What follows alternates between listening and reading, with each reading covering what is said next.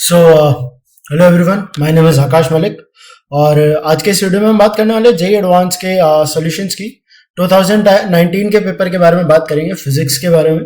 और फिजिक्स के paper 1 section 2 की बात की जाएगी यहाँ पर। ओके, सेक्शन 1 में डिस्कस ऑलरेडी कर चुका हूँ, 2020 का पूरा पेपर में डिस्कस कर चुका हूँ। 29 की सेक्शन 1 हो गया, अब सेक्शन 2 की बारी है। So let's start with the section 2 of JEE advance 2019. Okay.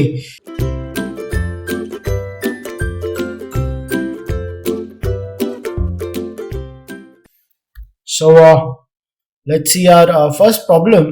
And ये जो प्रॉब्लम है हमारी, ये मोशनल ईएमएफ से है।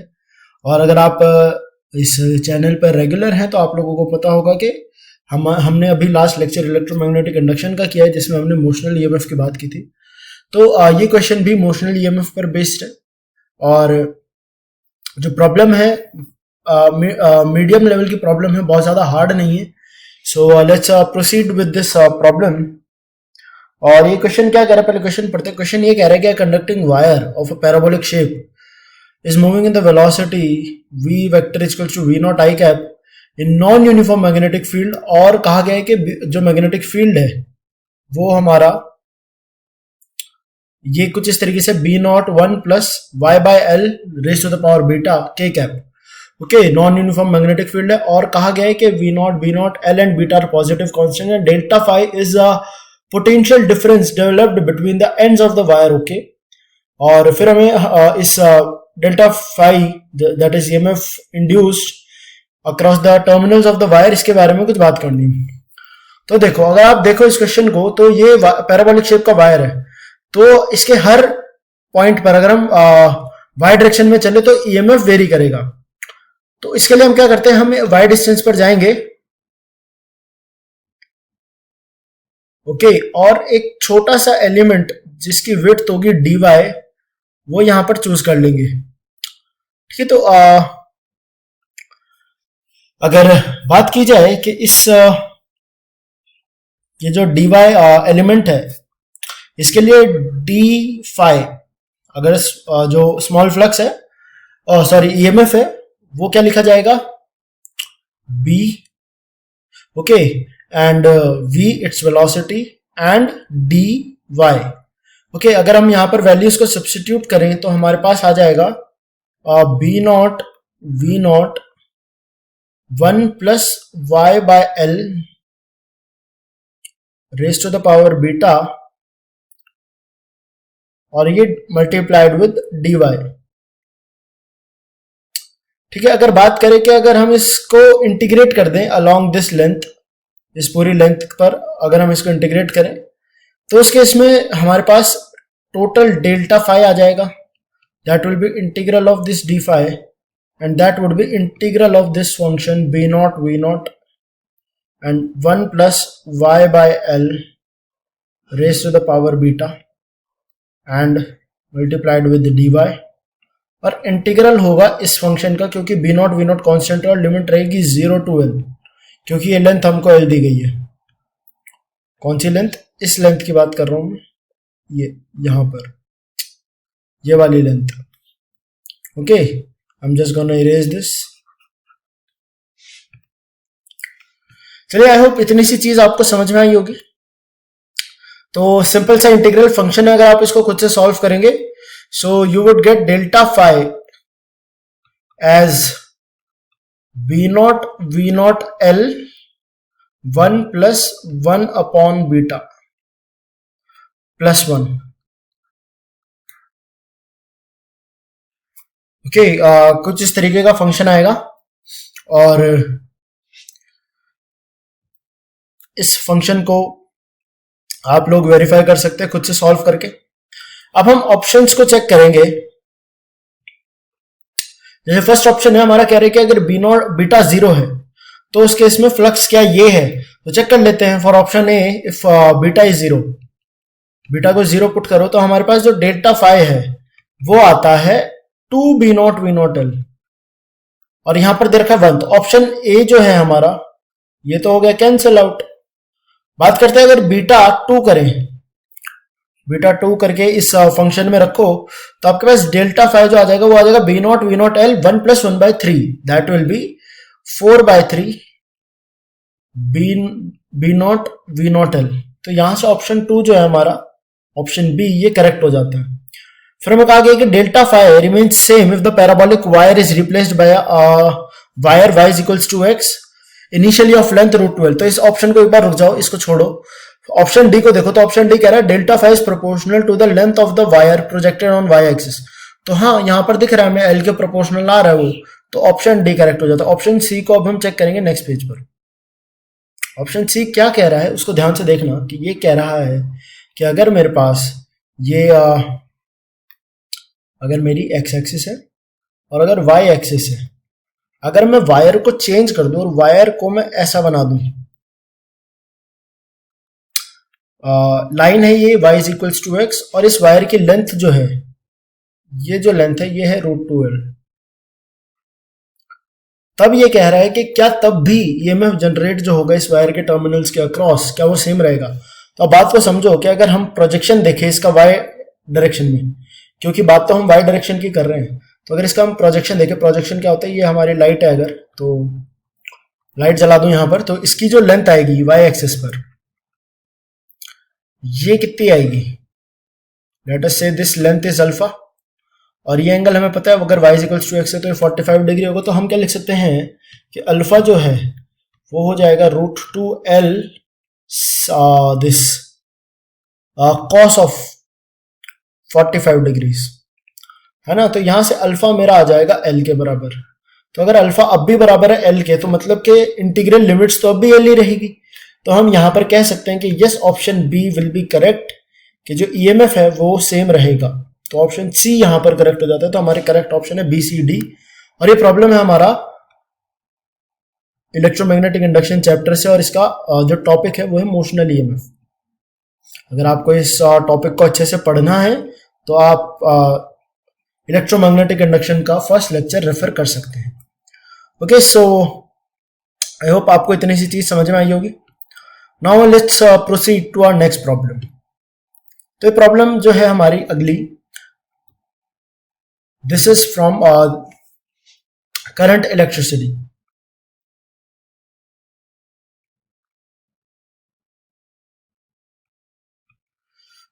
करंट इलेक्ट्रिसिटी से हमारा प्रॉब्लम है, और आरसी सर्किट का ये टॉपिक है।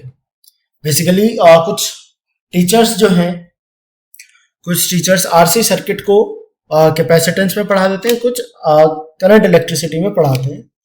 मैंने कैपेसिटेंस में पढ़ाया हुआ है, बट ये टॉपिक हमारा करंट इलेक्ट्रिसिटी का है, और टॉपिक है आरसी सर्किट।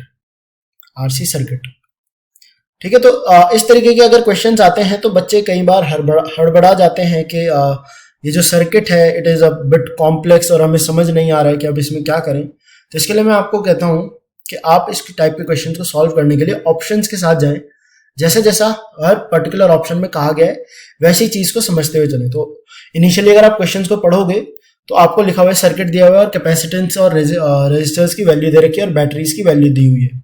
तो अगर हम ऑप्शन ए को चेक करें, ऑप्शन ए कह रहा है कि T time T equals to 0 the key S1 is closed, this is S1, okay, this is S1, this is closed, the instantaneous current in the closed circuit will be। तो इस circuit को तो छोड़ दो आप, इनिशियली ये जो PQ circuit है तो इसको तो छोड़ दो। बात करेंगे आउटर सर्किट की। तो आउटर सर्किट की अगर बात करें तो यहां पर फॉर ऑप्शन ए बात कर रहे हैं, फॉर ऑप्शन ए, ठीक है ना, फॉर ऑप्शन ए।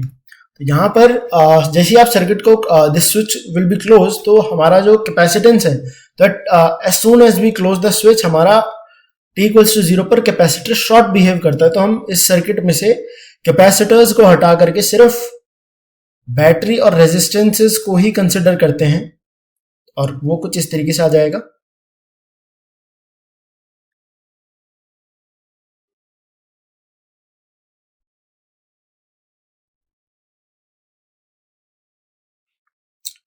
ठीक है, और ये है हमारा 100 ओम का रेजिस्टर, ये है हमारा 30 ओम का रेजिस्टर, ये है हमारा 70 ओम का रेजिस्टर, और ये है हमारी 5 वोल्ट की बैटरी। तो ये सिंपल सर्किट है एक, और इसमें हमें बोला गया है कि करंट निकालना है, तो करंट कुछ इस तरीके से जाएगा, लो पोटेंशियल से हाई पोटेंशियल कुछ इस तरीके से करंट फ्लो होगा। और करंट की वैल्यू अगर आई मान लें तो आप सिंपली इसको सॉल्व करके क्या लिख सकते हो, net EMF divided by R net. तो आई आ जाएगा हमारा 5 divided by 30 plus 70 plus 100 that is 200। और अगर आप इसको दोनों साइड 1000 से मल्टीप्लाई और डिवाइड कर दें तो ये आपका आई जो है वो 25 मिली एम्पियर के बराबर ही आ जाता है। ठीक है, तो अगर ऑप्शंस की बात करें तो ऑप्शन नंबर हमारा ए जो है वो हो जाता है करेक्ट। ठीक है, बात करते हैं नेक्स्ट ऑप्शन की। और कलर चेंज कर लेते हैं और ऑप्शन बी को पढ़ो। तो ऑप्शन बी कह रहा है कि if the key S1 is kept closed for a long time such that the capacitors are fully charged, the voltage across the capacitor C1 will be 4 volts। मतलब इस capacitor के अक्रॉस जो voltage है वो 4 वोल्ट है, ऐसा ही option कह रहे हैं। तो चेक कर लेते हैं भैया। तो देखो सर्किट बनाओ आप, सर्किट आपका आ जाएगा कुछ इस तरीके से। मैं रेफर कर लेता हूँ डायग्राम को, एक सेकंड।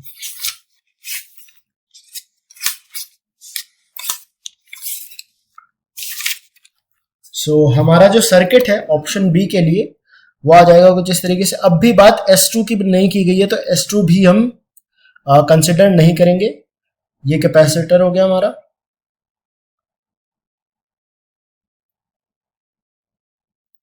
और ये रेजिस्टर,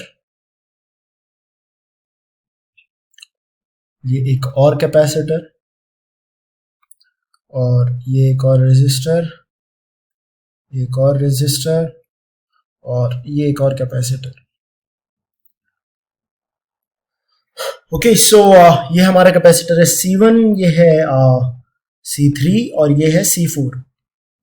ठीक है, तो और ये रेजिस्टर है हमारा 30 ओम 5 वोल्ट की बैटरी, 100 ओम और ये 70 ओम। तो यहाँ पर अगर कहा गया है कि फॉर अ लॉन्ग टाइम, तो आफ्टर अ लॉन्ग टाइम अगर आप इन कैपेसिटर्स को देखें तो ये सारे कैपेसिटर्स जो हैं ये किस में है, सीरीज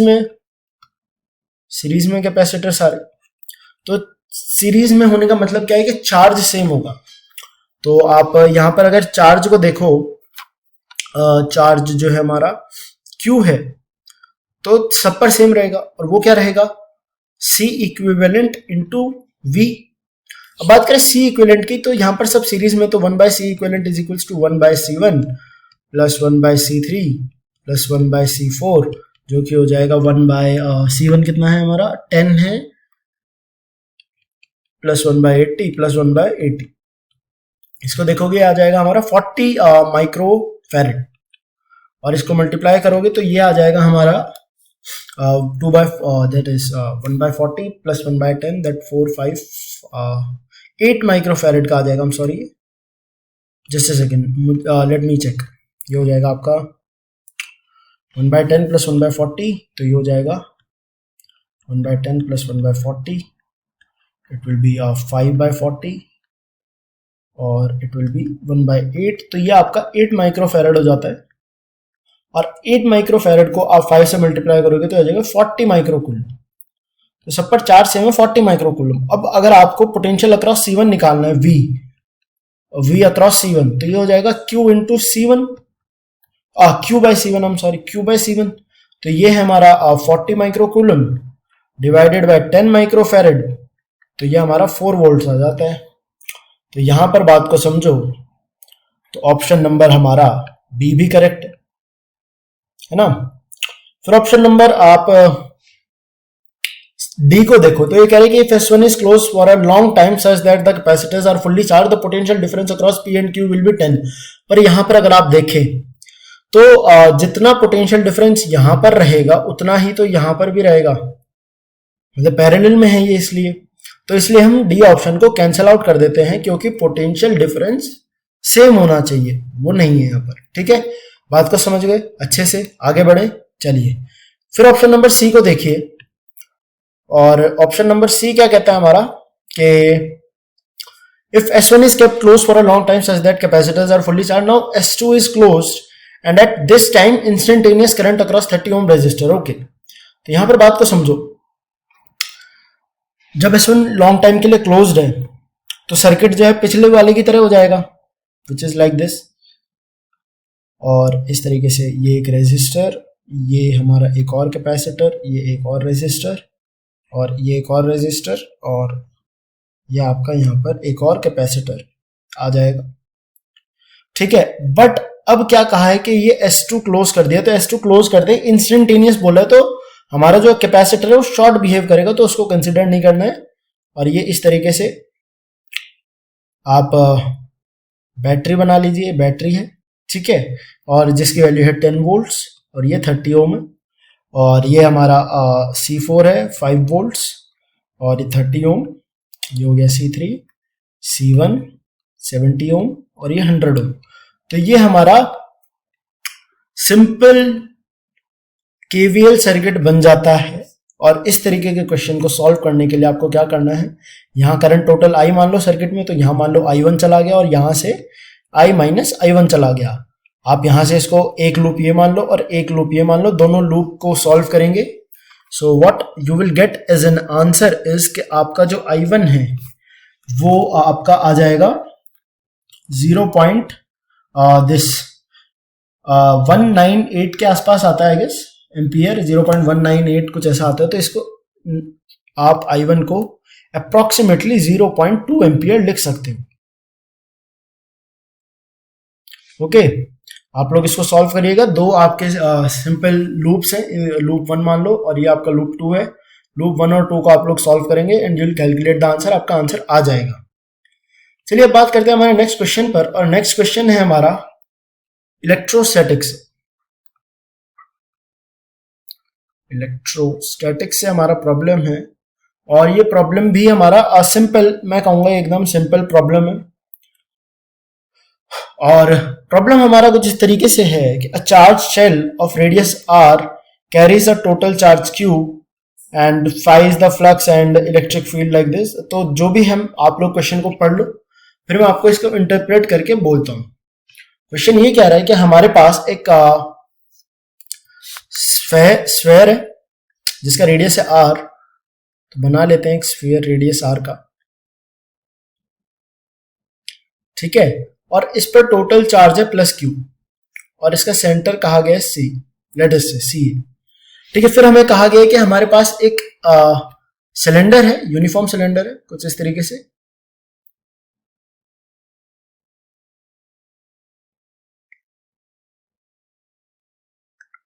ठीक है, और हमें रेडियस दिया गया है, ये r है रेडियस ऑफ दिस सिलेंडर, और ये हाइट है h, ठीक है। और कहा गया है कि अगर इसके ये जो मिड पॉइंट से पास हो रही है इस हमारी एक्सिस है, तो और इसका जो मिड पॉइंट है वो हमारा सेंटर डिफाइन किया गया है, ठीक है। अब बात करते हैं कि कुछ कॉम्बिनेशंस दिए गए हैं हमें h और r के, और फिर हमें फ्लक्स निकालना है उस कॉम्बिनेशन से। तो पहला ऑप्शन देखो, ए ऑप्शन, जिसमें कह रहा है कि h is greater than 2r and r is greater than r, मतलब कि हमारा जो पूरा का पूरा स्फेयर है वो सिलेंडर के अंदर आ जाता है। मतलब इस तरीके से कि ये हमारा अगर सिलेंडर है,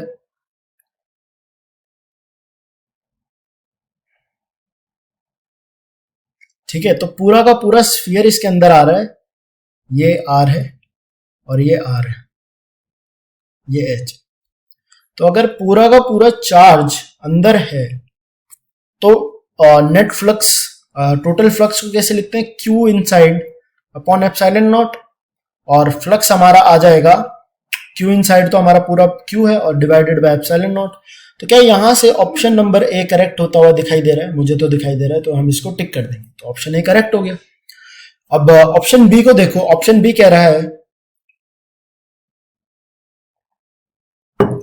that if h is less than 8r/5, okay, और मतलब ये हमारा 2r है, तो 2r से छोटा है और हमारा रेडियस भी कैपिटल R से छोटा है, तो उस केस में फ्लक्स 0 है क्या?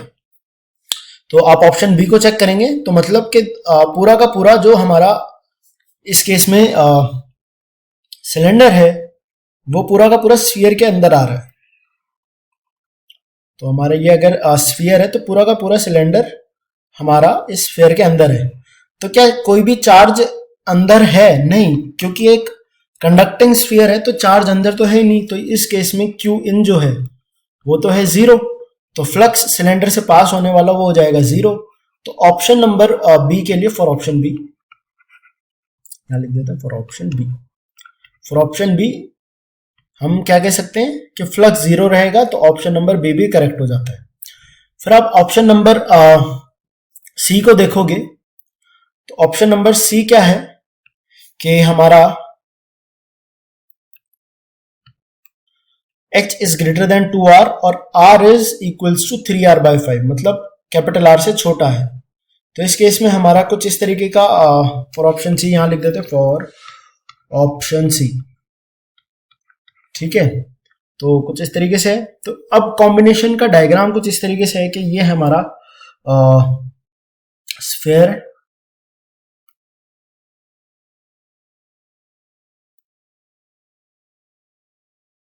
ये हमारा सिलेंडर है, आई एम सॉरी, और हमारा जो स्फीयर है वो कुछ इस तरीके से है।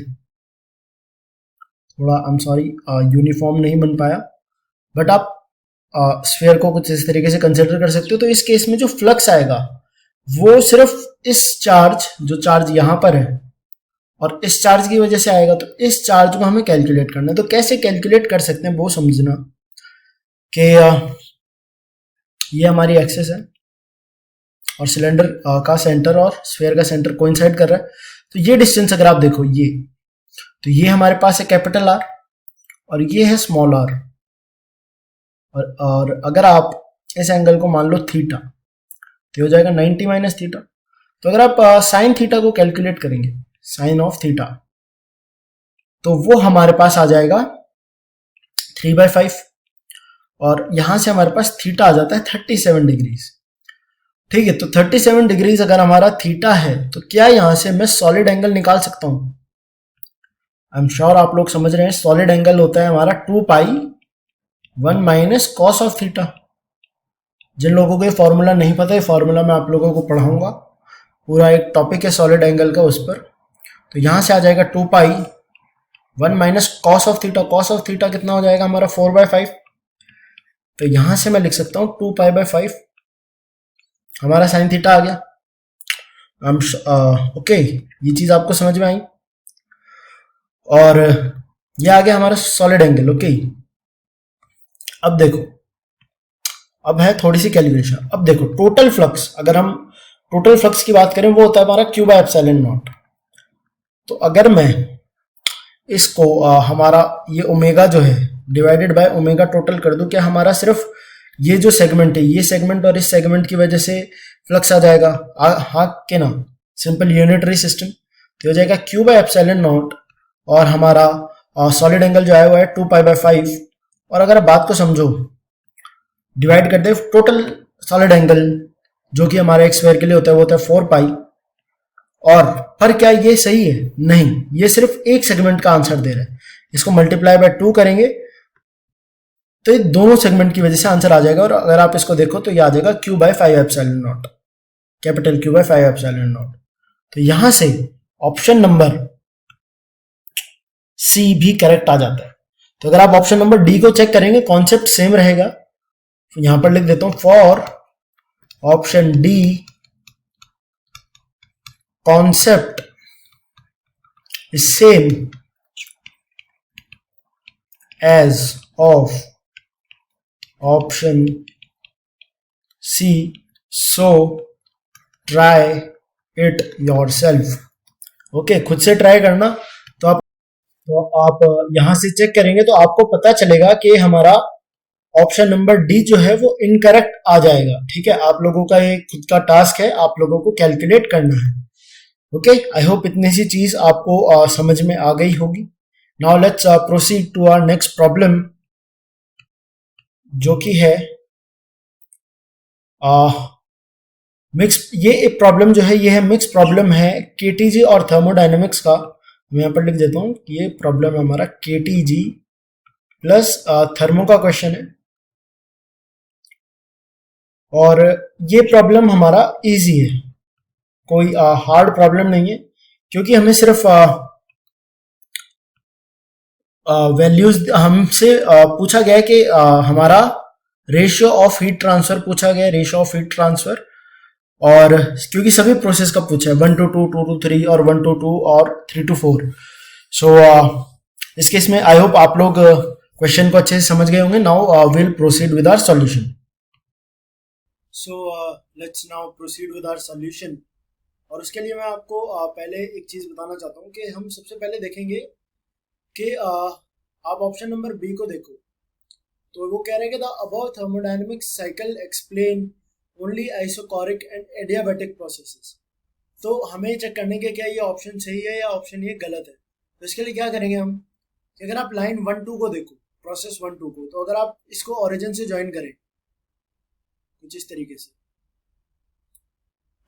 तो आपकी जो ये लाइन है, लेट अस से this is L1, and if you see the slope of L1 is that perpendicular by this V0 by T0, और अगर आप स्लोप ऑफ प्रोसेस 1-2 देखो, 1 to 2, तो उसकी भी जो स्लोप है वो V0 by T0 ही है, 2V0 minus V0 upon 2T0 minus T0।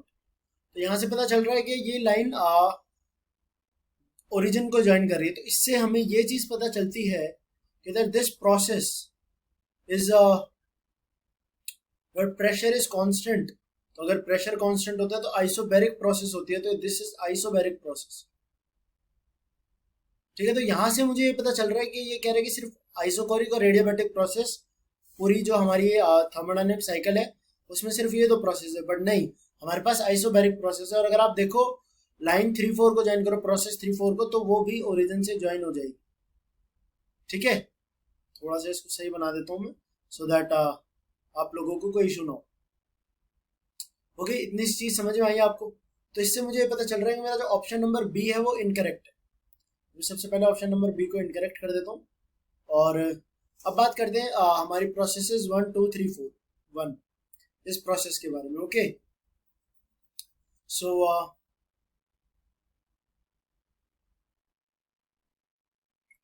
सबसे पहले इंपॉर्टेंट चीज ये है कि हमें रेशियो ऑफ हीट ट्रांसफर निकालना है। तो हम क्या करते हैं, हम निकाल लेते हैं heat transfer in every process. तो हम यहाँ पर सबसे पहले स्टार्ट करेंगे heat transfer delta Q for process 1 to 2। Process 1 से 2 के बारे में बात करते हैं। तो प्रोसेस 1 से 2 है हमारी आइसोबैरिक प्रोसेस। तो इसके लिए जो हीट ट्रांसफर का फॉर्मूला होता है वो होता है NCP dt, NCP delta T या dt। ओके, सो हमें पता है सीपी कितना होता है, gamma R upon gamma minus 1 multiplied by delta T. तो आप लोगों को पता है कि यहाँ पर ये जो, अगर आपने क्वेश्चन पढ़ा हो तो क्वेश्चन कह रहा है कि 1 मोल, तो 1 मोल है तो मैं यहाँ से n इक्वल्स टू 1 लिख सकता हूँ।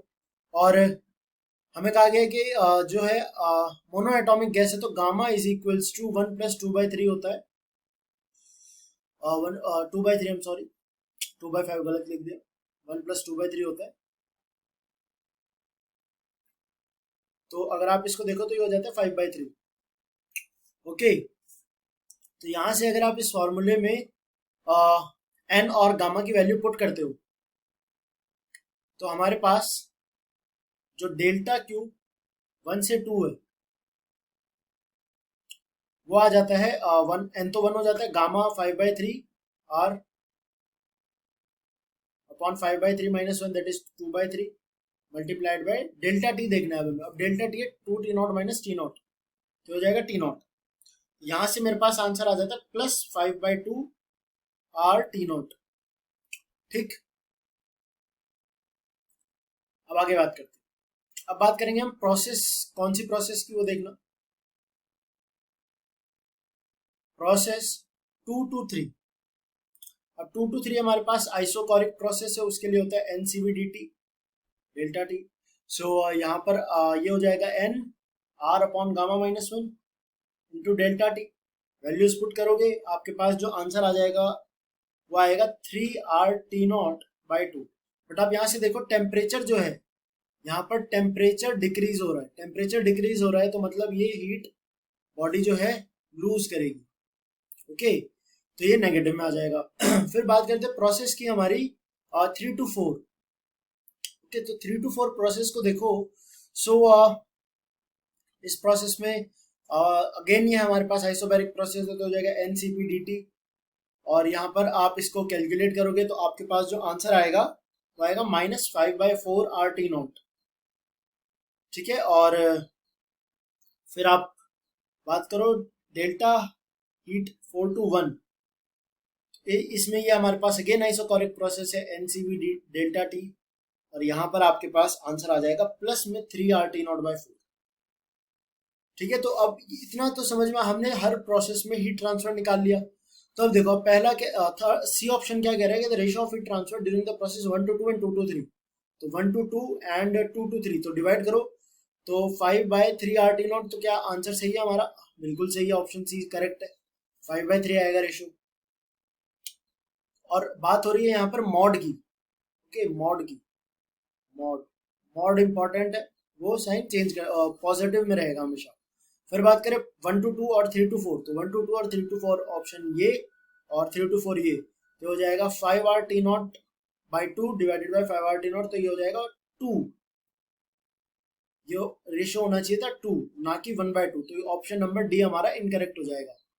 ठीक है, फिर कह रहा है कि work done in this thermodynamic cycle will be this. तो इसके लिए हम क्या कहेंगे कि देखो बात को समझो, यहाँ पर अगर हमें वर्क डन निकालना है तो हम क्या लगा सकते हैं, सिंपल फॉर्मूला कि हमारे पास है delta Q is equals to delta U plus delta W। तो ये हमारे पास साइक्लिक प्रोसेस है, तो ये होता है 0, और ये हो जाएगा Q total, that is Q1 plus Q2 plus Q3 plus dash dash dash, और फिर ये बराबर आता है हमारा डेल्टा W के। तो अगर आप सभी प्रोसेसेस को ऐड करोगे तो आपके पास डेल्टा W जो है वो RT0/2 ही आएगा, जो कि एकदम करेक्ट है। विद साइन रखना, आपको ये ऑप्शन समझ में आ जाएगा और आपका ऑप्शन नंबर ए करेक्ट हो जाएगा। तो ऑप्शन नंबर ए और सी हमारे करेक्ट है। ठीक है, अब बात करते हैं हमारे नेक्स्ट प्रॉब्लम की, which is from ray optics, one of the favourite chapter of IIT। कोई भी IIT का क्वेश्चन पेपर हो, रे ऑप्टिक्स से क्वेश्चन आना कंपलसरी है। और ये क्वेश्चन जो है आई वुड से कि आई विल से कि ये हमारा मीडियम से हार्ड लेवल के बीच का प्रॉब्लम, और ये हमारा रे ऑप्टिक्स है प्रॉब्लम। ठीक है, तो क्वेश्चन पढ़ते हैं। क्वेश्चन कह रहा है कि हमारे पास एक थिन कॉन्वेक्स लेंस है which is made up of 2 materials with refractive index N1 and N2 as shown. Okay, and the radius of curvature of left and right surfaces are equal, that is RR मान लो इनको, R और R equal है। और हमारे पास है F is the focal length when N1 is equals to N2 is equals to N। okay, तो हम ये क्या लिख सकते हैं यहाँ पर कि जब हमारा N1 equals to N2 equals to N है, तो हम लिख सकते हैं 1/F is equals to 1/F1 plus 1/F2, दो सर्फेसिस है, तो 1/F आ जाएगा मेरा N-1/R और यही हमारा F2 भी आएगा। ओके, यहां से 1/F आ जाता है मेरा 2 times of N-1/R। ठीक है, तो आगे बात करते हैं। आगे कहा गया है कि भैया कि the focal length F plus delta F when N1 is equals to N and N2 is equals to N plus delta N, assuming delta N is very N-1 से बहुत छोटा है and N is 1 to 2। तो अब हम क्या करते हैं कि मेरे पास ये फॉर्मूला है, कौन सा, ये वाला, 1/F is equals to 1/F1 plus 1/F2।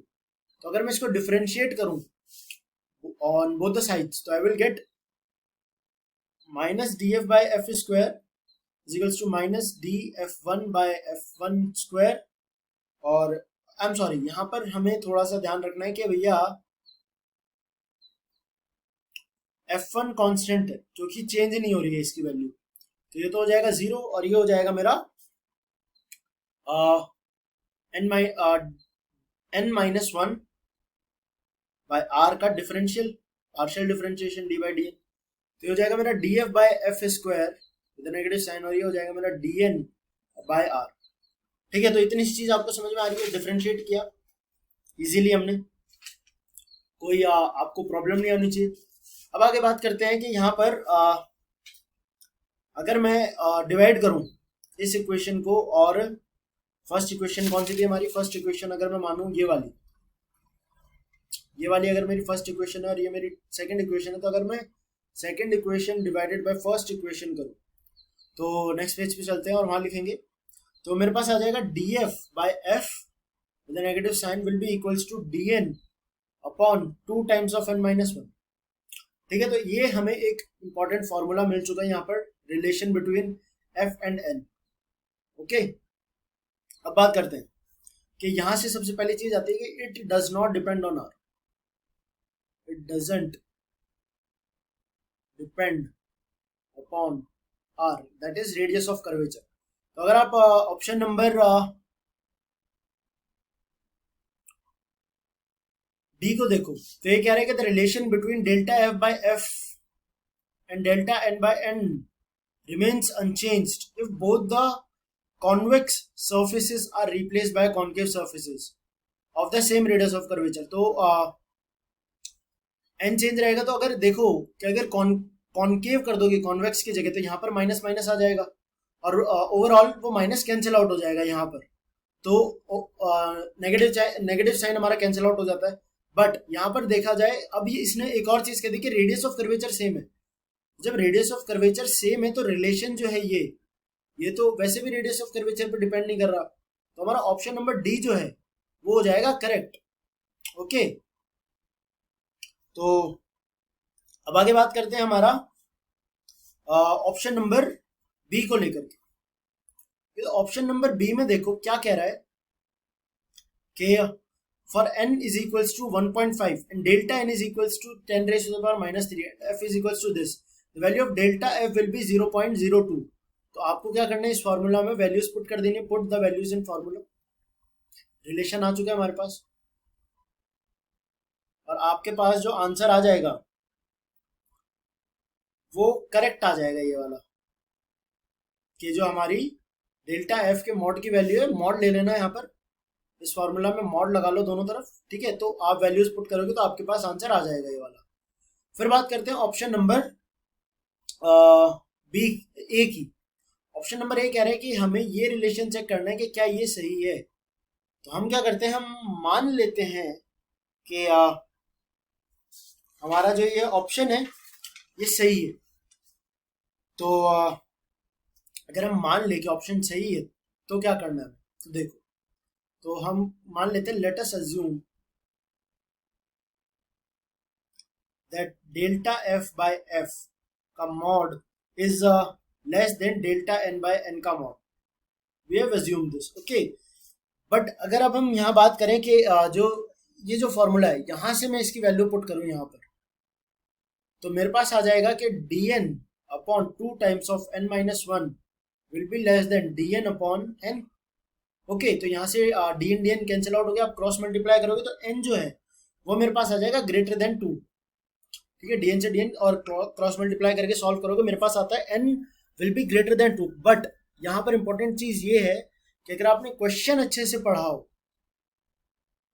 तो क्वेश्चन में कहा गया है कि n इज बिटवीन 1 to 2, तो यहाँ से मेरा ऑप्शन नंबर ए जो है वो हो जाता है इनकरेक्ट।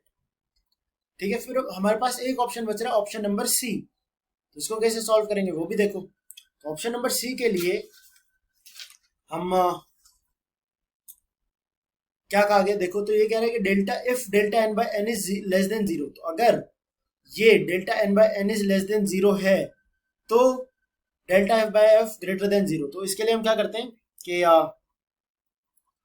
यहाँ पर देखता हूँ, मेरे पास नेक्स्ट स्लाइड है। हाँ, तो यहाँ पर बोला है कि हमारे पास डेल्टा एन बाय एन जो है वो बोल रहा है लेस देन जीरो, तो इसका मतलब कि मेरे पास अगर ये तो वन से टू है ना, वन से टू बिलोंग कर रहा है ये तो यहाँ पर delta N definitely less than zero होना चाहिए, और अगर delta N less than zero है तो मेरे पास delta F by F with negative sign, तो आपके पास ये जो फॉर्मूला है, बेसिकली ये जो फॉर्मूला है, इस फॉर्मूला से आपके पास आ जाएगा कि जो डेल्टा एफ बाय एफ है ये पॉजिटिव हो जाएगा। ठीक, इतनी सी चीज समझ में आ गई। तो यहां से मेरे पास ऑप्शन नंबर सी जो है वो करेक्ट हो जाता है, तो हमारे पास ऑप्शन बी, सी और डी करेक्ट हो जाते हैं। ठीक है, now let's proceed to our next problem. ये प्रॉब्लम है हमारा यूनिट्स एंड डायमेंशन से, इसको लिखेंगे यूनिट्स एंड डायमेंशंस।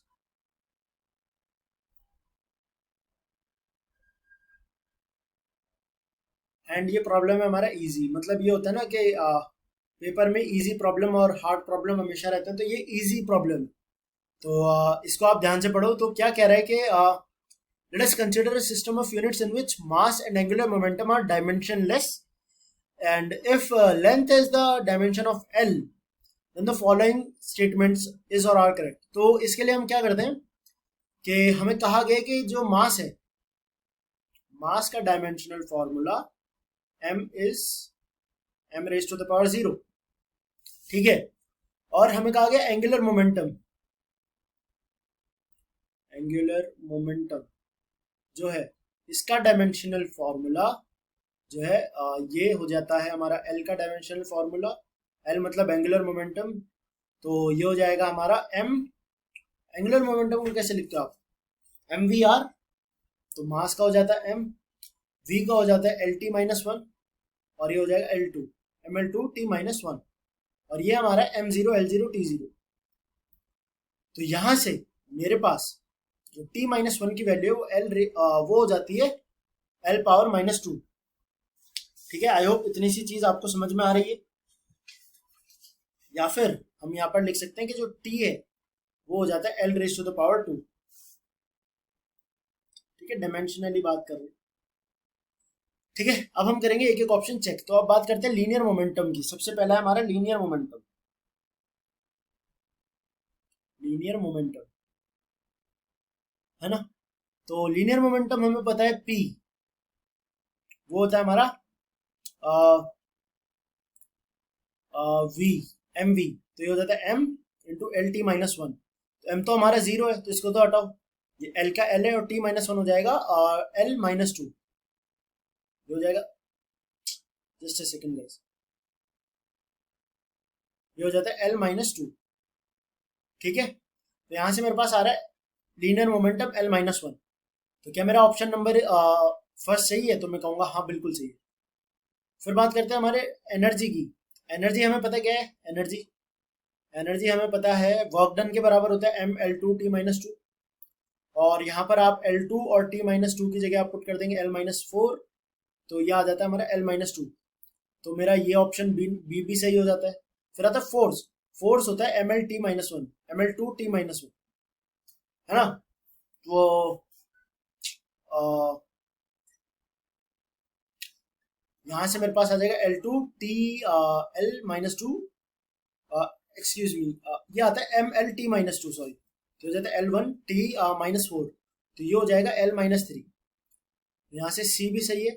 और ऑप्शन डी देखो, पावर का है L माइनस फाइव, तो पावर हमें पता है क्या होता है, वर्क डन अपॉन टाइम, तो वर्क डन हो जाता है ml2 t minus two upon t minus upon t, तो हो जाता है L2 और L t माइनस थ्री हो जाएगा L माइनस सिक्स, तो ये हो जाता है L माइनस फोर। तो ऑप्शन नंबर डी जो है वो हमारा हो जाता है इनकरेक्ट।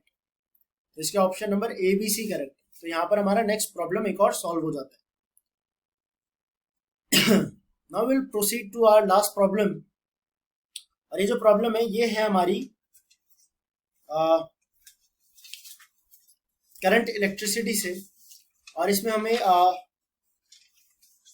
एक मूविंग कॉइल गैल्वेनोमीटर दिया हुआ है, ओके, और हमें कहा गया उससे एक वोल्ट मीटर बनाया और एक एम मीटर बनाया, और फिर उसको एक सर्किट में यूज किए।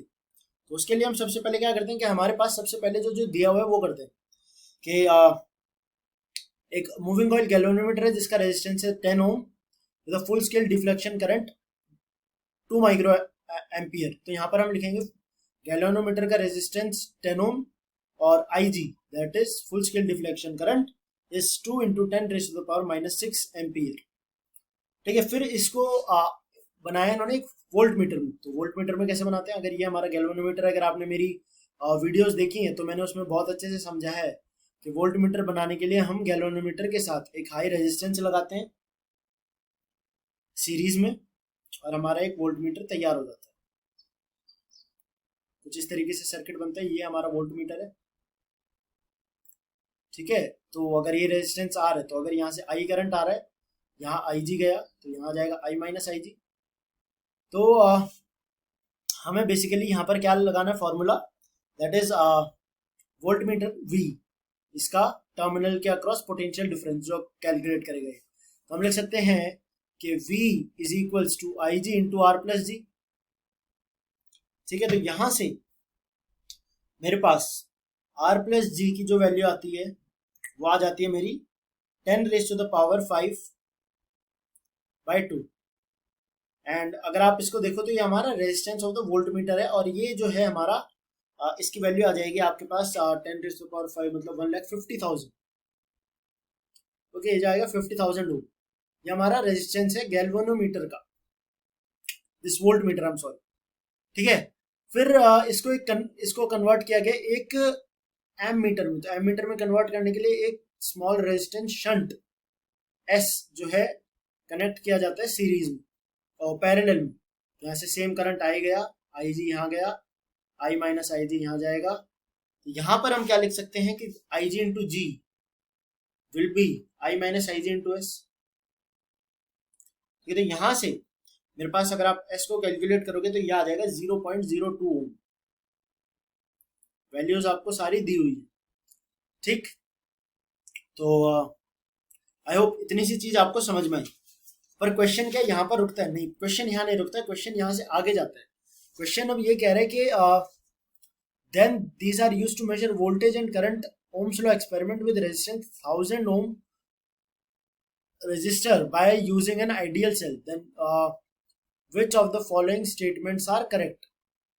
तो एक क्या कहा गया है कि ये हमारा 1000 ओम का रेजिस्टेंस है और ये कनेक्टेड है एक सेल से और यहाँ पर है आ जाएगा हमारा एम मीटर, कनेक्ट किए गए एम मीटर, और यहाँ आ जाएगा मेरा वोल्ट मीटर, ठीक। तो और ये हमारी EMF-E, ये है 5 ओम, इसका इंटरनल रेजिस्टेंस, और हमें पता है इसका एमीटर का रेजिस्टेंस है 0.02 और इसका रेजिस्टेंस हमें पता है 50,000 RV, 50,000, ठीक। बैटरी में से करंट अगर आई जा रहा है तो ये हम R मान रहे हैं। अब देखो, अब क्वेश्चन क्या कह रहे हैं कि the resistance of the volt meter will be 100 kilo ohm. तो ऑप्शन नंबर ए गलत हो जाता है, ठीक है ना, जो हम कैलकुलेट कर चुके हैं। फिर कह रहे हैं the resistance of the ammeter will be this, तो 0.02 यहाँ पर हमने कैलकुलेट किया, तो ऑप्शन नंबर बी हमारा सही हो जाएगा। फिर कह रहे हैं the measured value of R will be 978 to 982, मतलब it will be less than 1000। तो इसको कैलकुलेट करते हैं कि अगर आप इसको इस रेजिस्टेंस को R1 मान लो, तो बेसिकली इस R1 की वैल्यू पूछ रहे हैं। तो हम क्या लिख सकते हैं, V by I is equals to R, और ये हो जाएगा हमारा V जो है ये हो जाएगा हमारा R1 divided by I that is equals to R। तो R जो है हमारा हो जाएगा R1 के बराबर। अब कैलकुलेट कैसे करेंगे आप इसको देखो, तो हमारे पास है ये दो रेजिस्टेंस पैरेलल में, तो R जो हो जाएगा हमारा वो हो जाएगा 1000 इंटू 50,000 अपॉन 51,000। ओके, तो आप इसको कैलकुलेट करोगे तो ये आता है हमारा 980.2 के बराबर, ठीक है। तो यहां से मेरे पास ऑप्शन नंबर सी जो है वो हो जाता है करेक्ट। फिर है डी ऑप्शन के if the ideal cell is replaced by a cell having an internal resistance of 5 ohm then the measured value of R will be more than 1000 ohm. तो यहाँ पर हमने जैसे ही कैलकुलेट किया तो हमारी जो वैल्यू है आर की वो 980 ओम आ रही है, विच इज लेस देन 1000 ओम, और ये कह रहे हैं मोर देन 1000 ओम। तो हमारा option number D correct incorrect हो जाता है, और ये हमारा ऑप्शन नंबर बी और सी सही हो जाता है। और ये हमारी प्रॉब्लम थी करंट इलेक्ट्रिसिटी से। और ये जो क्वेश्चन पेपर था, ये जो क्वेश्चन था, ये था मीडियम लेवल का। ठीक है, थोड़ा कैलकुलेटिव था क्योंकि सेक्शन बी है, more than one correct option है, आपको हर ऑप्शन चेक करना पड़ता है। तो आई होप यहाँ तक आपको कोई भी डाउट नहीं आए होंगे, और यह हमारा सेक्शन बी कंप्लीटली सॉल्व हो जाता है। In the next video will be discussing the section C of the JEE Advanced 2019 physics paper. Okay, till then, see you, tata, goodbye.